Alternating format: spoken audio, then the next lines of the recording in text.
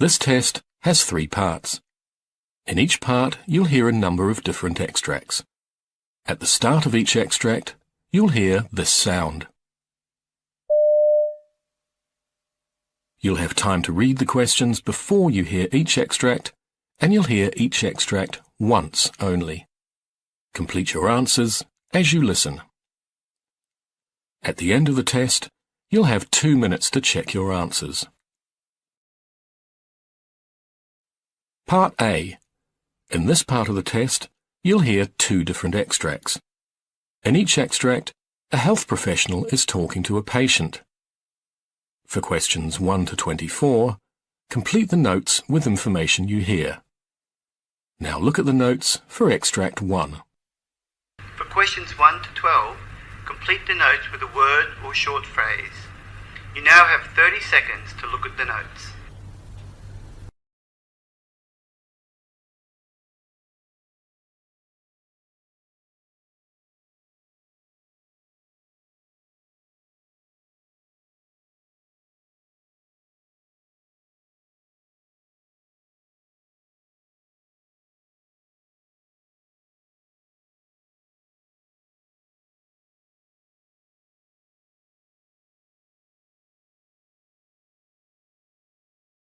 So, Ms. Wayne, as this is your first appointment with me, I'd like to ask you a few questions and get to know a little bit about your medical history. It's also a chance for you to ask me any questions you might have. Sure. I understand from your GP that you have arthritis. That's right, yes. It's in my hands and wrists mainly. The finger joints in my hands get really puffed up when they're swollen, like they are now. The pain can get so bad that it stops me doing a lot of very simple things. Things like having a shower or getting dressed. Then there's the trouble I have making breakfast. Anything where I have to grip and move my wrist, like holding the kettle and pouring, or buttering some toast. Well, you get the idea. It's not like I'm an old woman. I'm only 40. I see. Tell me about your work. I used to be a hairdresser, but I had to give it up after my hands started getting really bad. I couldn't just sit around the house and do nothing, though. So now I go to the local primary school where my kids are and help the children with their reading. And just lately, I've started helping out on a telephone helpline for people with disabilities. They have these special hands-free phones, so it means I can do the work without needing to use my hands so much. It's only a volunteer position, but I really feel like I'm doing something worthwhile. Is your mobility affected at all by the arthritis? I do have trouble getting in and out of bed or out of a bath. I also need help getting out of a chair if it's a bit low. I move around the house with the walking aid I have, and when I go out, I tend to use a wheelchair. Our car has also been modified, so at least I'm independent. I can go to the shops or out with friends. I'm guessing you've had physiotherapy treatment before. Yes. In the past, it's mainly consisted of heat treatment, but now I'm really interested in some sort of gentle exercises, if that's at all possible. I also really want to make sure that my hand splints are still helping, and not making the condition worse. Sure, I can look at that for you. I've also been to an occupational therapist before. I needed help when things started getting really difficult around the house. I found her very helpful. She had lots of gadgets to help me do things like dressing and cooking, and so many good ideas about how to help with my tiredness without making the pain worse. Okay, we can talk more about some of the techniques you use to help you at our next appointment. What about your medication? I take analgesics for the pain mainly these days. I used to take those, those anti-inflammatory drugs, but the benefits seemed to wear off and they started making me feel sick, so I had to stop taking them. I do sometimes get a steroid injection, but not very often. It works really well at reducing the pain for a few weeks, but it hurts like hell. Dr. Wong has mentioned a steroid tablet I could take, which will work in a similar way. So we might be looking into that soon. And a couple of times a day I have an analgesic cream that I rub into my hands. I don't know if it really works very well though.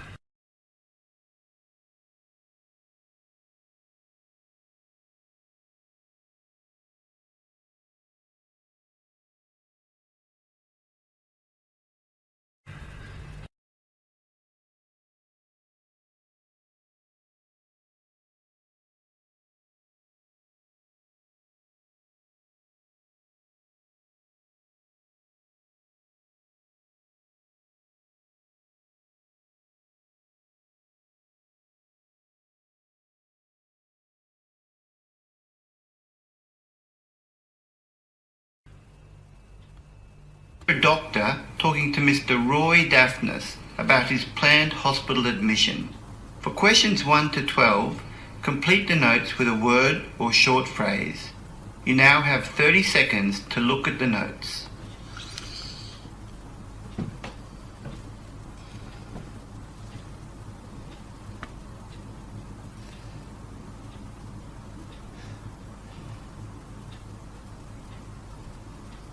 So, Mr. Daphnis, this appointment is a chance for us to talk a little about your upcoming surgery and for you to ask me any questions you might have.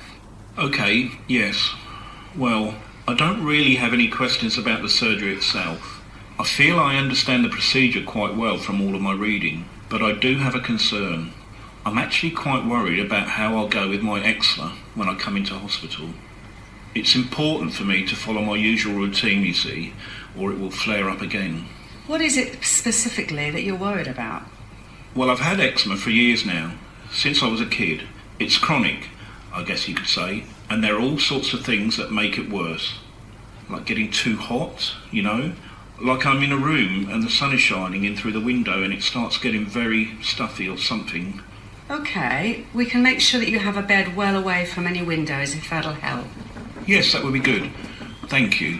As long as I'm in an air-conditioned room and it isn't too hot, that usually helps. I also notice that certain foods and drinks make it worse. I stopped drinking alcohol years ago because it always made the itching worse. But I also have a list of foods that seem to aggravate things. So I was wondering if it's possible to give that to someone, or if I can let the hospital know so that they don't include any of these foods in my meals. If you contact the hospital directly, they'll be able to help you with that. Great. Tell me, Mr. Daphnis, what's your skin like at the moment? Not very good. You can see by my face how red it is, and the itching and scratching has been much worse lately. I think because of the stress I'm feeling about the operation. It's also really bad on my back and my legs. When I lie down in bed at night sometimes I can hardly stand it. Do you ever get any sores or weeping? No, my skin is just dry and very itchy. But I'm most worried that because of the operation, any broken areas in the skin will mean I'm at risk of an infection. I'm doing everything I can to prepare properly though. Instead of showers, I've been taking lukewarm baths. And I never use any soap because it leaves my skin extra dry. I know using it removes the natural oil, so I use a soap substitute instead. I'm being really careful about the clothes I wear to be sure that they aren't going to exacerbate the itching. I really don't want to be scratching it at all if I can help it, and I've been using an oily moisturiser nearly every hour. I don't like to use a lot of those steroid creams and things, but I can if you think it'll help. I see a dermatologist sometimes and he said if I don't like using them, I can save them as a last resort. Okay, it sounds like you're doing everything you can to manage the condition, but you do need to try and relax and make sure you're getting plenty of rest. I know that stress is only going to make the condition worse. You're right. I know I'm probably getting worked up over nothing, and everything will be fine. I'm taking an antihistamine at the moment, so that's helped with the scratching, and I'm sleeping a bit better as well.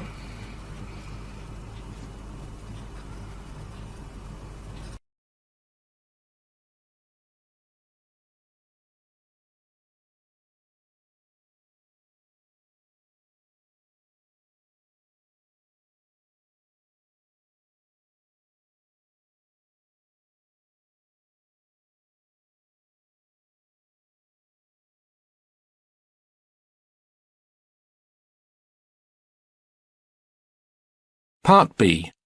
In this part of the test, you'll hear 6 different extracts.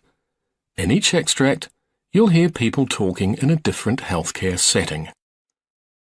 For questions 25 to 30, choose the answer A, B, or C, which fits best according to what you hear.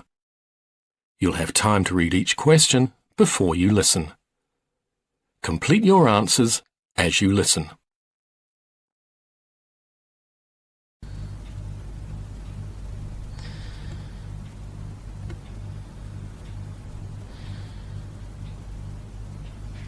You hear a physician talking to a group of trainee doctors.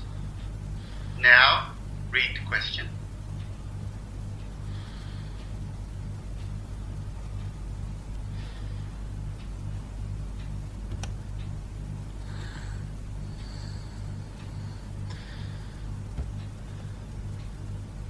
Honeybees have barbed stingers that are left behind in the person's skin after the initial sting. If the stinger is removed by pinching the stinger, more venom is actually injected.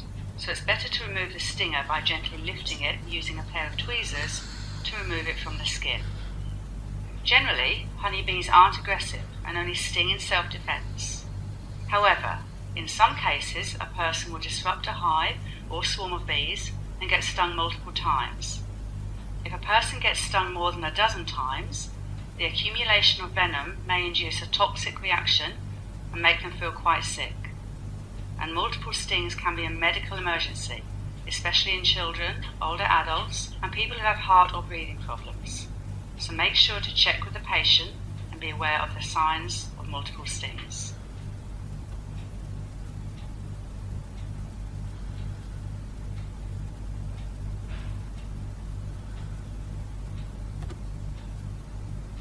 Listening Part B. You hear two dentists discussing a patient. Now read the question.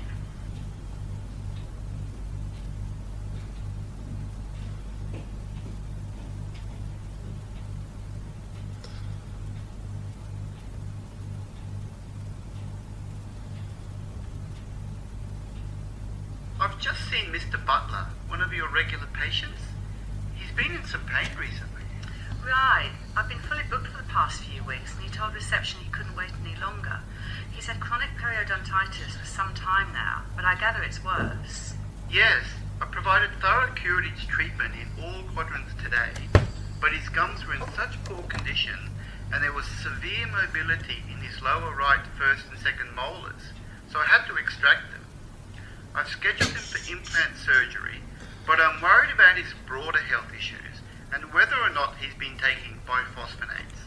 I couldn't find any information in his records about it. There isn't any, no. You may have to contact his GP. Okay, I certainly want to reduce the risk of any osteonecrosis after surgery.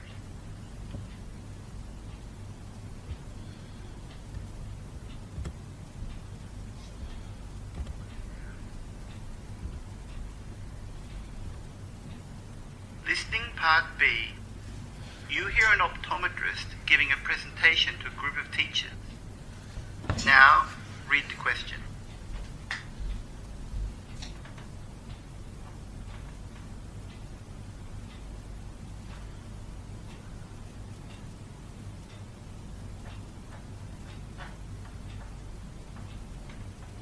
About 1 in 12 boys is colourblind, and 1 in every 400 girls. So in each school class there are likely to be at least 1 or 2 students who are colourblind. Because they are colourblind from birth, most people don't know that they're colourblind. They don't know that other people see things differently. Being colourblind can cause difficulties when it's important to be able to see lots of colours, such as on a computer screen or in art classes. Boys should have their colour vision tested when other people in the family are known to have colour vision problems. If people on both sides of the family are known to have colour vision problems, then girls should also be tested. Colour vision testing can be done by optometrists using specially designed charts. Some school health services and some doctors will also be able to test colour vision.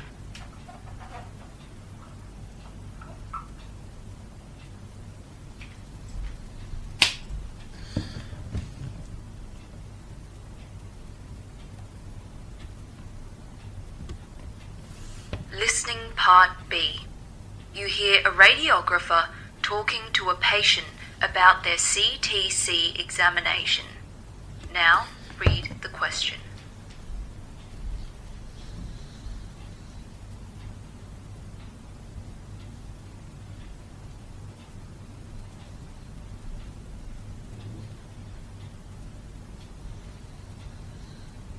Okay, so your appointment's scheduled for 8:30 next Tuesday morning. That's great. Thanks for organising that. No problem. Now, the main purpose of the CTC examination is to look for abnormalities or polyps in the large bowel with the use of a CT scanner. So that means 3 days before the test, you'll need to start eating a low-fibre diet, and then 24 hours before the test, you'll be drinking clear fluids and you'll need to abstain from alcohol. Then on the evening before the test, You'll need to take laxatives as prescribed by your doctor with several glasses of water. You also can't have any breakfast on the morning of the test, and we'll need you to be self-administering some suppositories at that time. But all of this information is set out in the letter. If you've got any questions or concerns about it, make sure you contact either myself or your doctor. Okay, thanks.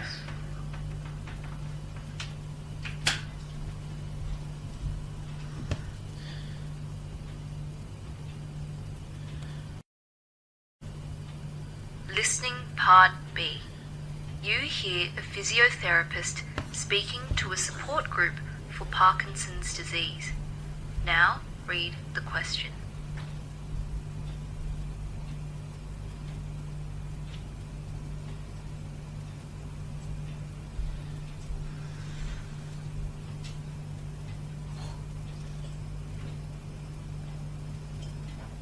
The physiotherapist's aim is to maximise the patient's functional ability and quality of life. Physiotherapy can help alleviate symptoms like tremors, rigidity, slowness of movement, and impaired balance, which can cause abnormal gait and posture. It can also help with cramps and pain in the muscles, and even help patients who experience reduced fine motor coordination. Physiotherapists use physical treatments such as exercise to prevent or reduce stiffness in the joints and to restore muscle strength and mobility.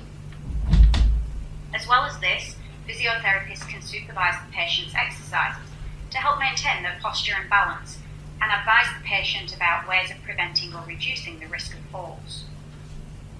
Physiotherapists use other treatments such as heat and cold or electrical equipment like ultrasound to help relieve pain patients may have. They can also advise or train parents and guardians of patients suffering from Parkinson's disease in safe and appropriate ways of helping them with mobility problems.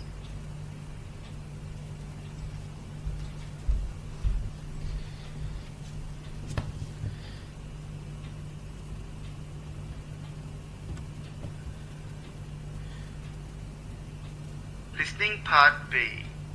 You hear an oncologist talking with a patient about their test results. Now, read the question.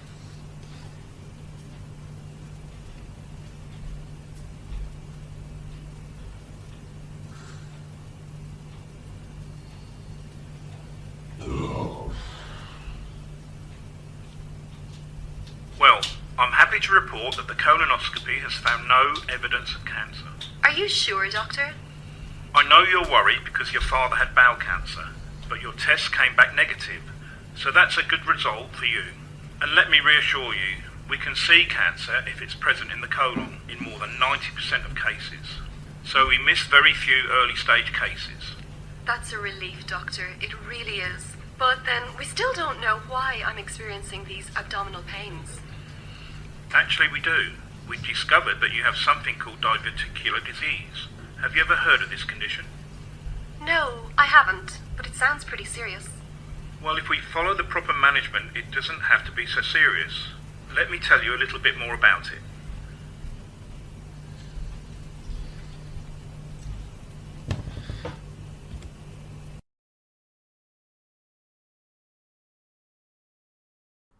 Part C. In this part of the test, you'll hear two different extracts. In each extract, you'll hear health professionals talking about specific aspects of their work. For questions 31 through 42, choose the answer A, B, or C, which fits best according to what you hear. Complete the answers as you listen to the audio. Now look at Extract 1. Extract 1. Questions 31 to 36. You hear a medical podcast on the guidelines for coping with Prader-Willi syndrome. You have 90 seconds to read questions 31 to 36.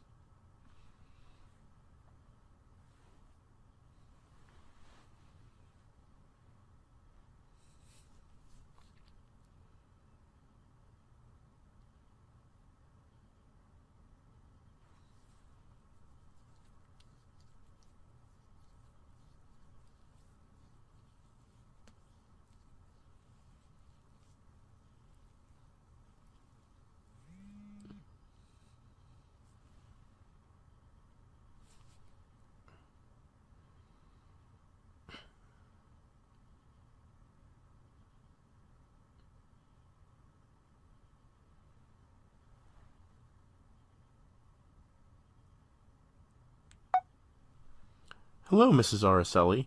I am Dr. Gonzalez. Hello, doctor. I would like to tell you something about myself. Yes, please. I have been married for 55 years and we have 3 children. The second child, who was born in 1964, had every kind of physical problem and was in the hospital for 10 months. However, we did not have a diagnosis until she was 4.5. What does the diagnosis indicate? Prader-Willi syndrome.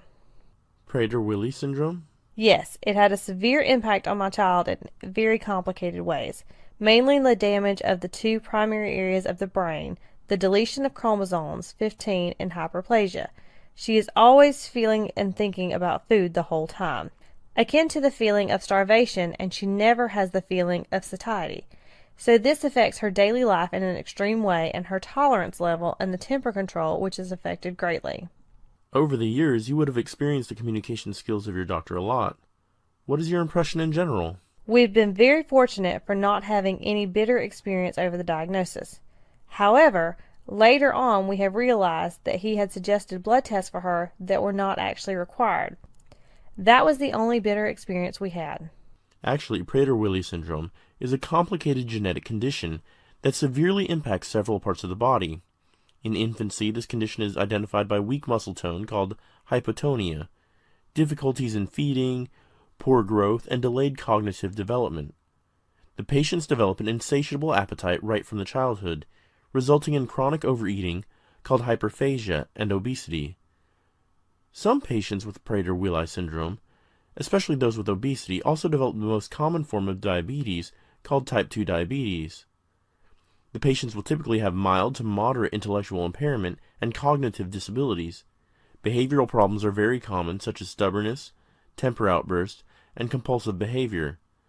Sleep abnormalities can also be seen in the patients. Distinctive facial features such as almond-shaped eyes, triangular mouth, and a narrow forehead. Short in height, small feet and hands. Patients even have light-colored hair and unusually fair skin. Male as well as female patients will have underdeveloped genitals, delayed or incomplete puberty, and infertility is also common. So is there any chance of curing Prader-Willi syndrome, doctor? Yeah, but it's a lengthy process. Parents can enroll infants with Prader-Willi syndrome in early intervention programs. However, even if the diagnosis is delayed, treatments are available at any age. Therefore, for the patients with Prader-Willi syndrome, the types of treatment depend on the patient's symptoms. You can adopt any of the following steps that are suitable for the patient. Can use nipples or tubes for the patients with feeding difficulties. Special nipples or tubes have to be used for several months to feed the child with feeding difficulties, to make sure that the infant is fed completely and it has proper growth. The healthcare provider will monitor weight, height, and body mass index periodically to ensure proper growth. By supervising the daily food intake, the parents could prevent the overeating behavior that starts from 2 to 4 years of age. This will minimize food hoarding and prevent rapid weight gain and obesity. Growth hormone therapy has to be performed to increase lean body mass, mobility, and height. To reduce fat mass and improve movement and flexibility from infancy through adulthood. If the growth hormone therapy is given early in life, it may reduce or prevent behavioral difficulties.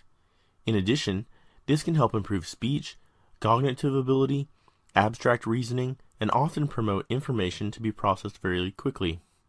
It also improves sleep quality and resting energy expenditure. Growth hormone therapy is usually started during infancy or immediately after the diagnosis, and often continues during adulthood at 20% to 25% of the recommended dose for the patient. Many patients have trouble getting their eyes focused together. Such patients should be referred to a pediatric ophthalmologist. If necessary, an orthopedist will evaluate and treat the curvature of the spine called scoliosis. Sleep disorders are very common in Prader-Willi syndrome patients. Treating a sleep disorder in an early stage would help improve the quality of sleep. Muscle weakness is a serious issue among the patients with PWS. For children younger than 3 years of age, a physical therapy is essential to increase muscular strength to achieve developmental milestones. Generally, the patients have difficulty in controlling their emotions. Therefore, a behavioral therapy could help to control anger, obsessive-compulsive behavior, and stubbornness, including an obsession with food. Medications, such as serotonin reuptake inhibitors, may reduce obsessive-compulsive behavior and also help manage psychosis. Thank you very much, Doctor. That's been really useful. Thank you. Thank you, Mrs. Araceli.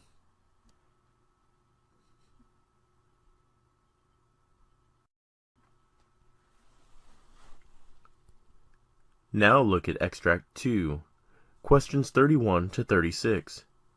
You hear the guidelines given by the physician on how to cope up with Prader-Willi syndrome. You have 90 seconds to read questions 37 to 42.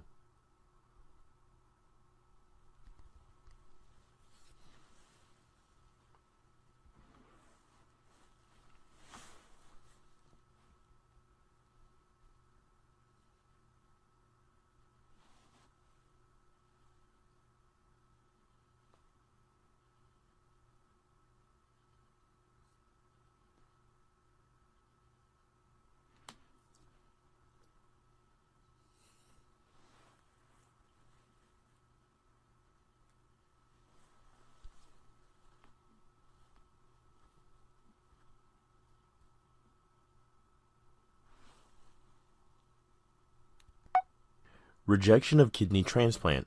What should I do? Rejection is the primary and prominent complication that may arise after receiving a kidney transplant. Since the individual was not born with a transplanted kidney, his body will consider this new tissue is foreign, and as a result it will try to attack the new kidney to protect the body of the individual. Rejection is a common response of the body after the transplant surgery. Therefore, the patient must take appropriate anti-rejection medicine as prescribed to prevent rejection. There are two types of rejections that occur after the kidney transplant. 1. An acute rejection occurs usually any time during the first year of transplant and can be cured successfully, whereas a chronic rejection occurs gradually over years. The causes of chronic rejection are yet to be identified by the research, and the treatment of chronic rejection is often unsuccessful. Immunosuppressant or anti-rejection medicines decrease the natural immune response of the body to the new foreign organ. The medicines repress the immune system and prevent the body from rejecting the new organ. However, there are also chances of getting cervical, colon, and breast cancer in women and prostate and colon cancer in men. Significantly, it is very difficult to diagnose the kidney rejection in its early stages. Also, the rejection is often irreversible once it starts. Therefore, the organ recipients should never stop taking the anti-rejection medication, even if they think the new kidney is functioning well. Discontinuing the anti-rejection medication will encourage a rejection to occur. The numerous side effects of the immunosuppressant or anti-rejection medications are usually manageable by the patients. Blood levels after having anti-rejection medications have to be examined regularly to prevent rejection and reduce the side effects. High blood pressure, weight gain, getting infections, and an increased risk of certain types of cancer are some of the common side effects of immunosuppressant medications. The three groups of immunosuppressant medications are induction agent, a powerful immunosuppressant medication given before the transplant or immediately after the surgery. Maintenance agents are the second group of immunosuppressant that have to be taken regularly throughout the lifetime. Rejection agents are the medications that are used for treating the kidney rejection. However, since the immunosuppressant medicines lower the immune system, there are high possibilities of viral and other infections. Therefore, diagnosing and treating the infections at the initial stage is the best method to maintain the body and the new organ healthy. It is very essential to wash the hands frequently or to use an antimicrobial gel during cold and flu season. The patient should report to the physician following any of these symptoms: sores, injuries, or wounds, especially those that do not heal, symptoms of urinary tract infection like a frequent urge to urinate, pain or burning sensation while urinating, reddish or cloudy or bad-smelling urine, symptoms of respiratory infection such as nasal congestion, cough, sore throat, and scratchy throat, running nose, or a fever. There are certain vaccines that will protect the body from infection. Also, certain vaccines are not good for a transplanted patient. For instance, the patient should avoid all live vaccines. Therefore, the patient should consult the transplant team before receiving any boosters or vaccines. The following are the common rules for receiving vaccines such as live vaccines, a flu shot, or hepatitis B. Hepatitis B should be received before transplant. Should avoid all live vaccines. Should avoid the nasal influenza vaccine. Should wait for at least 6 months after transplant or receiving a flu shot. Afterward, get a yearly booster injection. The patients who receive a live vaccine should avoid direct contact with the children received oral polio vaccine for 3 weeks. The children received measles or mumps vaccines. The adults received attenuated varicella vaccine to prevent zoster. The adults or children received the nasal influenza vaccine. The recommended vaccines are Haemophilus influenza B, diphtheria pertussis tetanus. Hepatitis B is safe before transplant. Hepatitis A should be given before traveling. Neuromax, single booster after 5 years of transplant. Influenza types A and B yearly. Inactivated polio. Meningococcus. Typhoid 6. The following live vaccines should be avoided: varicella zoster, smallpox, live oak typhoid, TY21A, and other newer vaccines, intranasal influenza, Bacillus calmette-guerin, yellow fever, mumps, rubella, oral polio, live Japanese B encephalitis vaccine, and measles, except during an outbreak. The patient may develop diabetes after the transplant even if he did not have any diabetes earlier. This kind of diabetes is known as new onset diabetes after transplant, or NODAT, that can occur as a side effect of the anti-rejection medications.